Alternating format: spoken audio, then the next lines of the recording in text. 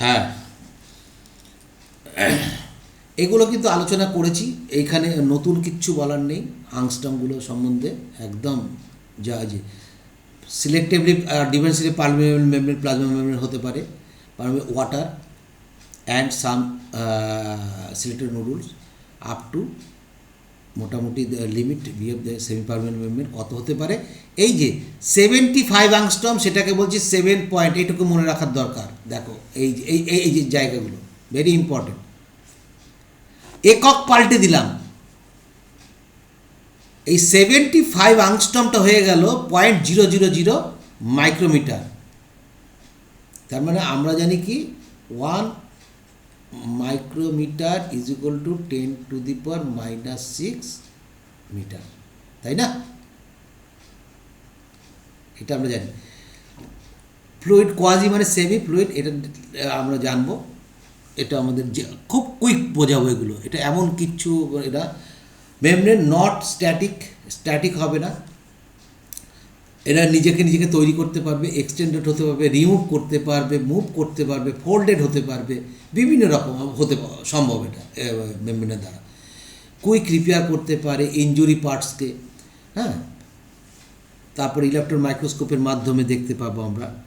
Electron মাইক্রোস্কোপে যে কীরকম দেখতে পাবো, আমরা দেখতে পাবো এরকম। ইলেকট্রন মাইক্রোস্কোপে কিন্তু এরকম দেখতে পাবো, ইলেকট্রন ডেন্স লেয়ার এরকম, মিডিলে থাকবে হচ্ছে আউটার ইলেকট্রন ডেন্স লেয়ার থাকবে এরকম, ব্ল্যাক কালার হলে ভালো হতো, ঠিক আছে। মিডিল থাকবে হালকা, আবার ইনারে থাকবে ইলেকট্রন ডেন্স। এরকমভাবে দেখা যায় কিন্তু, মানে তুমি কিন্তু ইলেকট্রন মাইক্রোস্কোপে কিন্তু এরকম 3টে পার্ট দেখতে পাবে। এটা আউটার হচ্ছে ইলেকট্রন ডেন্স, আর ট্রান্সপারেন্ট দেখতে পাবে তার মাঝখানে, আবার ভেতরে এখানে দেখতে পাবে এরকম ট্রান্সপারেন্ট। মাইটোকন্ড্রিয়াল আউটার মেমব্রেনে কী কী পার্সেন্টেজে থাকে, এগুলো এক্সট্রা অর্ডিনারি। মাইটোকন্ড্রিয়াল ইনার মেমব্রেনে দেখো পুরো পার্থক্য। একটা জিনিস লক্ষ্য করো, প্রোটিনের কত রকম চেঞ্জ। প্রোটিন দেখো মাইটোকন্ড্রিয়াল ইনার মেমব্রেনে 76%, কারণ হচ্ছে ইনার মেমব্রেন ছাঁকনির মতো কাজ করে মাইটোকন্ড্রিয়া। পোরিন থাকে হচ্ছে আউটার মেমব্রেনে, পোরিন থাকবে হচ্ছে আউটার মেমব্রেনে, কিন্তু ইনার মেমব্রেনে পোরিন থাকবে না। নিউরনের ক্ষেত্রে প্রোটিনের দেখো মাত্র এইটুকু, লিপিড থাকো কত পার্সেন্টেজ, এইগুলো একটু মনে রাখো। Essential function of the membrane মোটামুটি আমরা জেনে এসেছি। এখানে নতুনভাবে সেইভাবে যেটা হচ্ছে separation of different enzyme systems and metabolic pathway, এইগুলোকে করতে সাহায্য করে।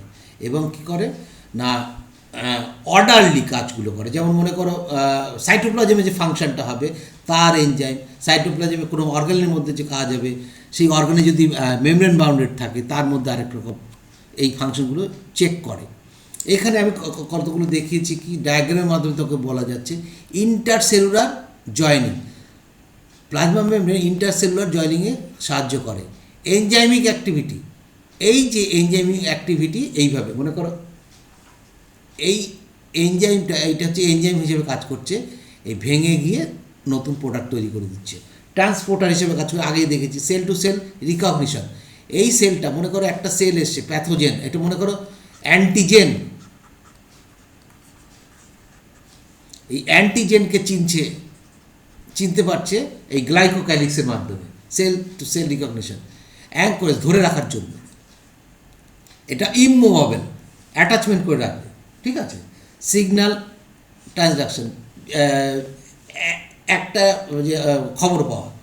Sell membrane protein can show lateral movement but can not change their side or face, that is no flip flop.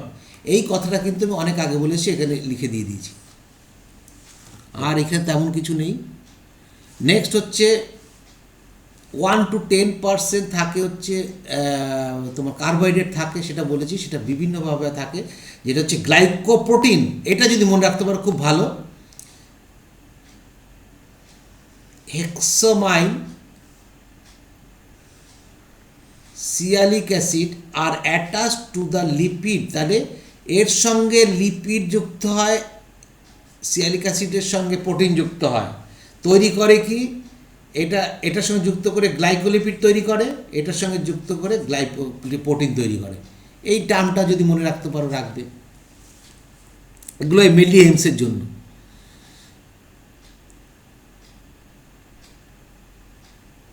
এখানে তেমন অ্যাম্ফিবলিক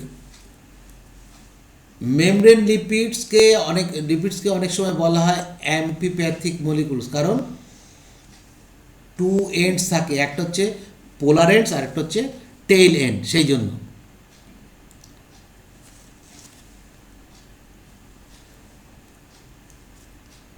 এখানে তেমন কিছু আছে। সিমপ্লেক্স গ্লিসারোফসফোলিপিডস ইজ ফসফোটাইডিক অ্যাসিড, এটাকে যদি পারো একটু মনে রাখো। Important features of lipid bilayer, কিছু কিছু ফিচার্সের মধ্যে যেটা বলা হচ্ছে ক্লোজ প্যাকেজিং করতে সাহায্য করে, এবং শুধু তাই না, এক্সোসাইটোসিস, এন্ডোসাইটোসিস, এগুলো আলোচনা করেছি। Fusion of egg, sperm, cell division, এগুলো আছে। ডিটারজেন্ট যেটা ইউজ করা হয়, হ্যাঁ, সেটা ডিজার্ভ করার জন্য, সেটা বলেইছি। স্টেরলের কথা আলোচনা করেছি, আর এগুলো আলোচনা করা হয়। হ্যাঁ,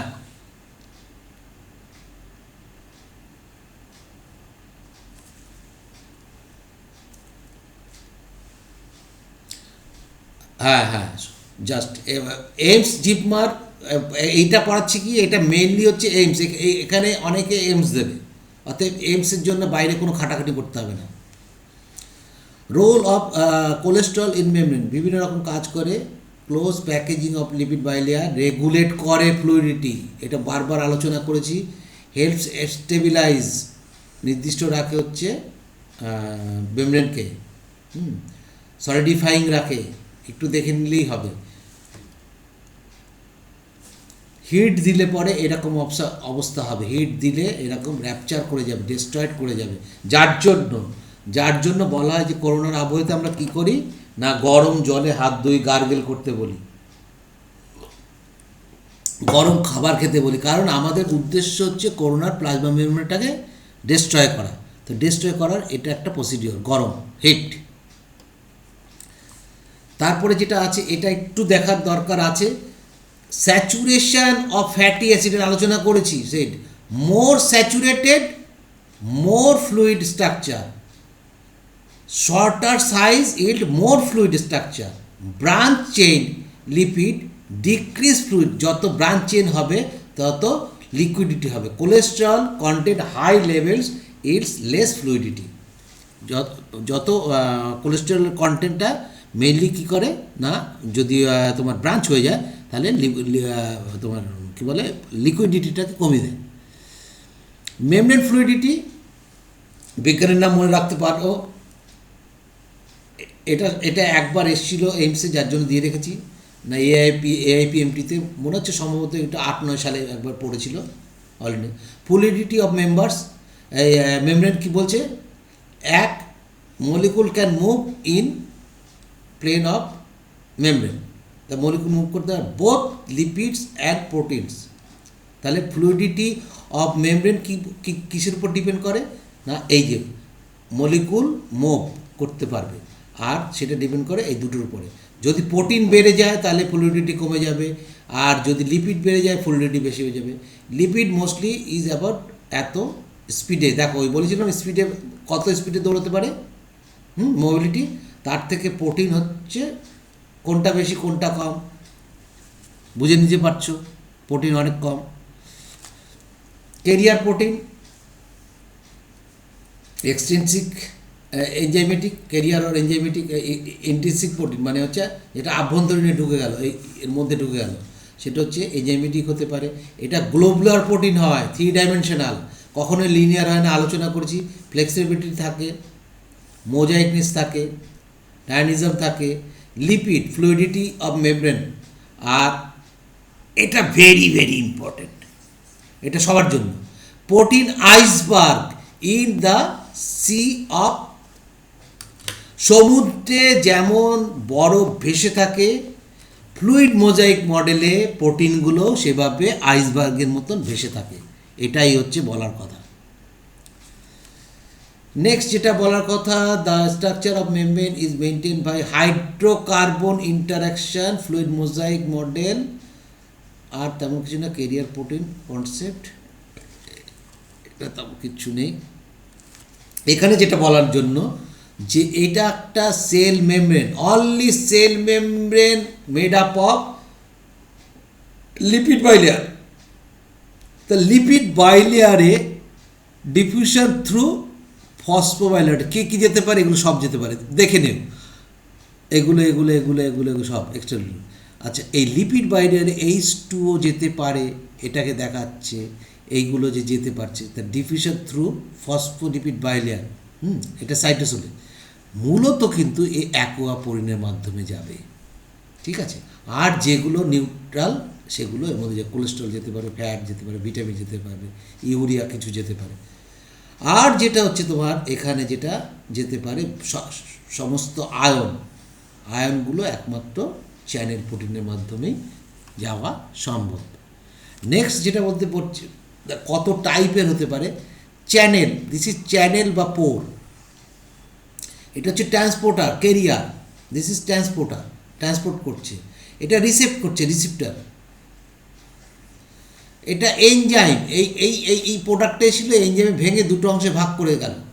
এগুলো আমরা দেখবো, এগুলো বিভিন্ন জায়গায় পড়বো যখন, যেমন মনে করো মাসেল কন্ট্রাকশনে আমরা দেখবো, সেখানে পড়বো মাসেল সব এনজাইমেটিক কাজ হচ্ছে, ভেঙে গিয়ে অ্যাসিটিক অ্যাসিড অ্যান্ড কোলিন, মনে পড়ছে acetyl choline, acetic acid and choline, সেখানে কোলিন স্টারেজ এনজাইম কী করছে না, কোলিন অ্যাসিটিক অ্যাসিড এবং কোলিনে ভাগ করে দিচ্ছে। সেটা কোথায় থাকে, সেটা তো এই কোলিন স্টারেজ, তো এই যে কোলিন স্টারেজ এনজাইম, তাহলে এনজাইমের কাজ এরকম। তারপর সাইটোস্কেলেটনের সঙ্গে যদি যুক্ত থাকে তাহলে ফিক্সড, এটা কখনোই নড়বে না, নট মুভেবল, কোনো দিন এদিকেও যেতে পারবে না এদিকেও যেতে পারবে না। তাহলে সাইটোস্কেলেটনের সঙ্গে যখন ফিক্সড থাকবে তখন হচ্ছে একদম প্রোটিনটা ফিক্সড। আর আইডেন্টিফাই করতে পারে যখন মার্কার, এটা আলোচনা করা হয়ে গেছে। ওই কোল্ড ব্লাডেড অ্যানিমেলের কথা বলেছিলাম যে ওটা, সেটা এখানে আছে, এটা very important. Due to branch chain of lipid, এটা কিন্তু আর্কি ব্যাকটেরিয়াতে আমরা পড়বো, দেখো এখানে পড়া হয়ে যাচ্ছে। আর্কি ব্যাকটেরিয়া হচ্ছে সবচেয়ে oldest bacteria, fossil, living fossil বলা হয়। ব্রাঞ্চ চেইন, তাহলে এই ব্রাঞ্চ চেইনের জন্য হাই টেম্পারেচার সে টলারেট করতে পারে আর্কি ব্যাকটেরিয়া। পড়ার সময় এইখানে কিন্তু বলে দিয়ে গেলাম, এক্টোথার্ম মানে কোল্ড ব্লাডেড বা পয়কিলোথার্মিক অ্যানিম্যাল, আর এন্ডোথার্মাল মানে হচ্ছে worm blooded. Cold blooded animal phospholipid composition changes through out the year, গরম পড়লে গরম হয়, ঠান্ডা পড়লে, উইন্টারে কী হয়, আনস্যাচুরেটেড হয়, and short chain membrane forms more liquid. তাহলে কি হচ্ছে, এই শীতের সময় দেখো, শীত ঘুম যখন দিতে যায় তখন মোর লিকুইড হয়ে যায় সেল মেমব্রেন, যাতে কি হয় না মারা যাবে না, কারণ ওই সময় তো সে জল পাচ্ছে না শীতে। কিন্তু সামারের সময় স্যাচুরেট করে দিচ্ছে এবং লং চেইন হয়ে যাচ্ছে, তখন কি লিকুইড কমে যাচ্ছে, কারণ সামারের সময় জল পাবে, সেই জন্য লিকুইডটা কমে যায়, লিকুইডিটি অফ সেল মেমব্রেন কমে যাচ্ছে। একবার পড়ো, কারণ এটা সবার জন্য নয়, তাও বলে দিচ্ছি, একবার পড়ো, পড়লেই বুঝতে পারবে, না বোঝার কিচ্ছু নেই।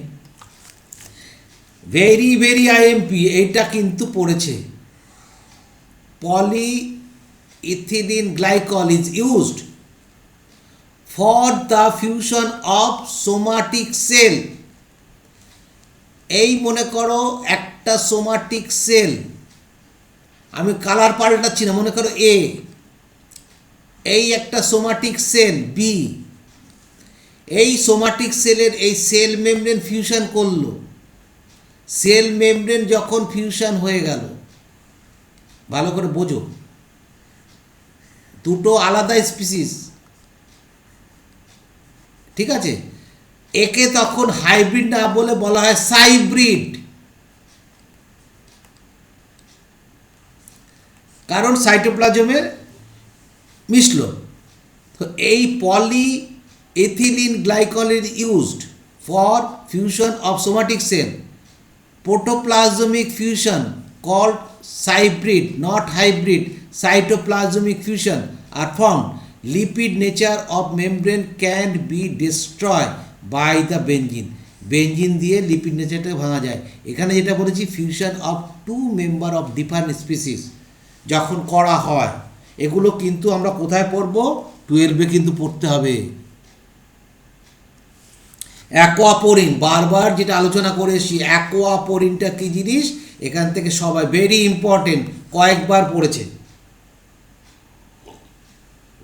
এ class of integral protein, integral protein অবশ্যই integral membrane proteins that forms pores in the membrane of biological cell. This selectively contact water molecules in and out while preventing অন্যগুলোকে বাদ প্রিভেন্টিং আয়নকে যেতে দেবে না এবং আদার সলিউডসকে যেতে দেবে না। অলসো নোন অ্যাজ, একে বলা হয় ওয়াটার চ্যানেল। এটা পড়তেও পারো, মনে রাখতেও পারো। কেমিস্ট্রি থেকে নোবেল প্রাইজ পেয়েছিল পিটার অ্যাগার। এটাকে একটু দেখে নিও, এতক্ষণ যা যা বলেছি তার short form osmosis, diffusion, osmosis, facilitated diffusion, active diffusion. এই অ্যাক্টিভ না প্যাসিভ, দেখো এখানে বলা যাচ্ছে প্যাসিভ এটা হবে। অসমোসিস অলওয়েজ প্যাসিভ, কখনোই অ্যাক্টিভ হবে না। ফ্যাসিলিটেড প্যাসিভ, কিন্তু অ্যাক্টিভ ট্রান্সপোর্ট অ্যাক্টিভ। মলিকুলস কী থাকবে? Small hydrophobic. এগুলো দেখে বলে এসছি কিন্তু সব। এনার্জি লাগে, কোনোটাতেই লাগে না অ্যাকসেপ্ট এটা। প্রোটিন নিডেড, এটাতেও প্রোটিন লাগবে না, এটাতেও প্রোটিন লাগবে না, কিন্তু ফ্যাসিলিটেডে প্রোটিন লাগবে। খুব ইম্পর্টেন্ট, ভেরি ভেরি আইএমপি, এটা খুব ইম্পর্টেন্ট চার্ট, বারবার বলে দিচ্ছি। কিন্তু কোনটা ডাউনহিল, কোনটা ডিরেকশন, কোনটা লো আপহিল, এটা কিন্তু একটু দেখতে হবে সবার জন্য, সবাইকে বলছে এটা দেখতে হবে। Important point.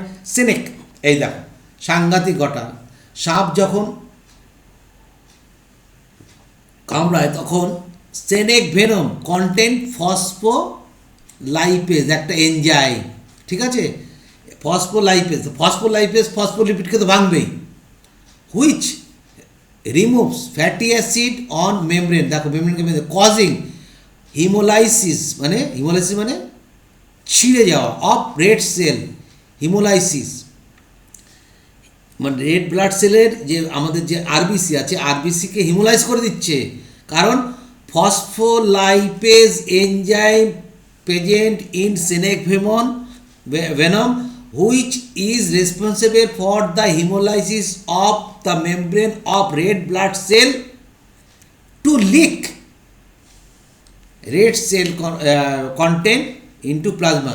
সব বেরিয়ে আসলো প্লাজমার মধ্যে। হিউম্যান ইমিউনোডেফিসিয়েন্সি ভাইরাস, আরেকটা বলা হচ্ছে enter the cell, kills other virus on their specific cell surface protein. কি বলছে? এইচআইভি, হিউম্যান ডিফিসিয়েন্সি মানে এইডস ভাইরাস, তাহলে এটাও কিন্তু প্রোটিনকে নষ্ট করে দিতে পারে। Chemical properties of fatty acid are essential to the structure and function of the plasma membrane. তাহলে আমরা দুটো জিনিস বুঝতে পারলাম, একটা হচ্ছে সেনে ভেনম, এটা জানার দরকার, ফসফোলাইপেজ, আর হচ্ছে সেল সারফেস প্রোটিনকে ধ্বংস করে কে? এইচআইভিতে প্রোটিন। হ্যাঁ,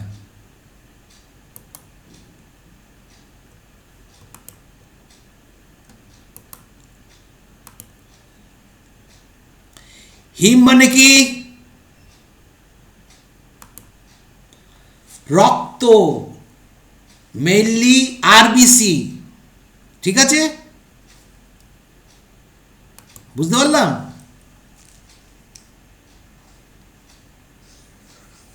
ব্লাড,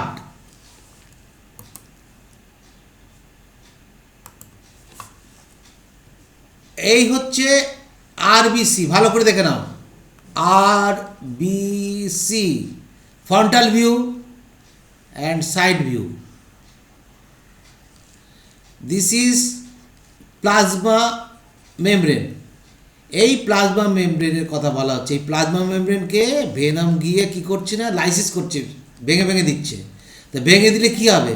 এটা পুরো এরকম র্যাপচার হয়ে গেল, এরকম না, ঠিক এটা হবে না, এরকমভাবে বিভিন্ন জায়গাতে র্যাপচার হয়ে গেল, র্যাপচার হয়ে গেলে পুরো হিমোগ্লোবিন, আরে হিমোগ্লোবিন বাইরে বেরিয়ে আসছে, এবং হিমোগ্লোবিন বেরিয়ে গেল, সব কিছু বেরিয়ে, তাহলে আর কি শ্বাসবায়ু বহন করতে পারবে? শ্বাসবায়ু এখানে বহন করার যে ক্ষমতাটা সে লোপ পাবে, অতএব শ্বাসকষ্টে পেশেন্ট মারা যাবে, যাকে বেনম দিয়ে সিনেক বাইট করেছে।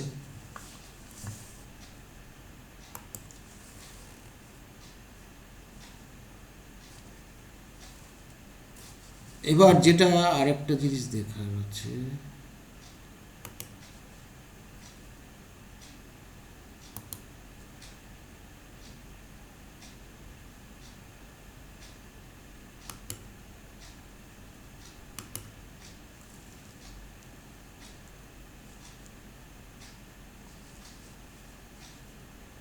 দেখতে পাচ্ছিস তো তোরা? হ্যালো, ওকে। সোডিয়াম পটাশিয়াম পান এক্সচেঞ্জ কী করে হয় সেটা একটু দেখে নাও, ভালো করে বোঝো, যেটা দেখানোর জন্য এনেছি। এই বাইরে যেটা আছে, বাইরে যে পার্টটা দেখতে পাচ্ছি, এই যে পার্টটা দেখতে পাচ্ছি, এই অংশটা হচ্ছে এক্সট্রা সেলুলার, আর ভেতরে সাইটোপ্লাজম। এবার বাইরে সোডিয়াম দেখো তিনটে দেখতে পাচ্ছি, মানে আধিক্য বেশি, ভেতরে পটাশিয়ামের আধিক্য বেশি। Sodium potassium pump always needed ATP, without এটিপিতে এরা ট্রান্সপোর্ট হতে পারে না। এবার এই ট্রান্সপোর্ট হওয়ার জন্য কি দরকার হবে? এটিপি। তাহলে এরা শুধু তাই নয়, এই যে এদের যে এনজাইমেটিক রিয়াকশান, মানে এই যে এনজাইম, আমরা জানি কি যে কোনো এনজাইমের দুটো পার্ট থাকে। এনজাইম যখন পড়াবো, ডিটেলসে পড়াবো, এনজাইম সাবস্ট্রেট রিলেশনশিপ, সেটা যেমন হয়, এনজাইমকে একটা জায়গা দিতে হয় তাকে বসার জন্য। তো এইখানেও আমরা মোটামুটি দেখতে পাচ্ছি কি, যে বাইরে সোডিয়ামের আধিক্য বেশি, ভেতরে সোডিয়ামের আধিক্য কম। এই যে অংশটা, এটাকে বলছি আমরা ট্রান্সমেমব্রেন প্রোটিন। এই ট্রান্সমেমব্রেন প্রোটিনটাই কী করবে না, মুভ করবে নিচের দিক দিয়ে। দেখো বাইরে সোডিয়ামের আধিক্য বেশি, তা সত্ত্বেও বাইরে সোডিয়ামের প্রয়োজনের জন্য এখান থেকে, ভেতর থেকে, মানে সাইটোপ্লাজম থেকে সোডিয়াম আয়ন কিন্তু বাইরে যাবে with the help of ATP, with the help of ATP, adenosine triphosphate, ATP, adenosine monophosphate, adenosine diphosphate, adenosine triphosphate. With the help of ATP যখন লাগলো, সঙ্গে সঙ্গে কি হলো না, এডিপি, অ্যাডিনোসিন ডাইফসফেট বেরিয়ে আসলো, ফসফেটটা পাইরোফসফেট একে এনার্জি দিচ্ছে। এনার্জি দেওয়ার সঙ্গে সঙ্গে কি হলো না, ওপেন হলো। ওপেন হবে, ওপেন হলে কি হবে না, বাইরে আধিক্য বেশি কার, সোডিয়াম আয়নের। সোডিয়াম আয়ন তো তা সত্ত্বেও বেরিয়ে গেল। এই যে বেরিয়ে গেল কিসের জন্য? এটা হচ্ছে আপ হিল, এটা সবসময় হচ্ছে আপ হিল। কারণ যেখানে কনসেন্ট্রেশন গ্রেডিয়েন্ট বেশি সেখানে যাচ্ছে, যেখানে কনসেন্ট্রেশন বেশি কোথার থেকে যাচ্ছে, কনসেন্ট্রেশন কম বাইরে। এখানে আমরা বাইরে কি দেখছি, কনসেন্ট্রেশন কার বেশি, সোডিয়াম আয়নের, ভেতরে কনসেন্ট্রেশন কম সোডিয়াম আয়নের। তাহলে আপ হিল ট্রান্সপোর্ট হচ্ছে। আবার বাইরে পটাশিয়ামের ঘনত্ব কম, সেখান থেকে দুটো পটাশিয়াম আয়ন এখানেও আপ হিল হচ্ছে। তাহলে এই একটা পাইরোফসফেট দুটো কাজ করে দিচ্ছে। তাহলে এটিপি থেকে একটি পাইরোফসফেট নিয়ে আপহিল ট্রান্সপোর্টের মাধ্যমে, অ্যাক্টিভ ট্রান্সপোর্টের মাধ্যমে তিনটি সোডিয়াম আয়ন কি হয়, সাইটোপ্লাজম থেকে এক্সটেরিয়র ফ্লুইডে বা এক্সট্রাসেলুলার ফ্লুইডে যাবে, এবং বাইরের থেকে সোডিয়াম আয়ন, পটাশিয়াম আয়ন ভেতরে প্রবেশ করবে। এটাকেই বলা হয় সোডিয়াম পটাশিয়াম পাম্প বা সোডিয়াম পটাশিয়াম এক্সচেঞ্জ পাম্প, যাই বলো না কেন। এই পাইরোফসফেটটা বেরিয়ে আসলো এবং কি করলো না, পটাশিয়ামও বেরিয়ে আসলো ভেতরে। তাহলে পটাশিয়াম আধিক্য থাকা সত্ত্বেও কিন্তু একইভাবে পটাশিয়াম ভেতরে থাকলো। এটা কখন দরকার হয়? যখন আমরা দেখব যে নার্ভ ইম্পালসের সময় এটা আমাদের বিশেষভাবে প্রয়োজন হয়। ঠিক আছে, সেই সব জায়গায় আমরা এটা ডিটেলসভাবে দেখতে পাবো।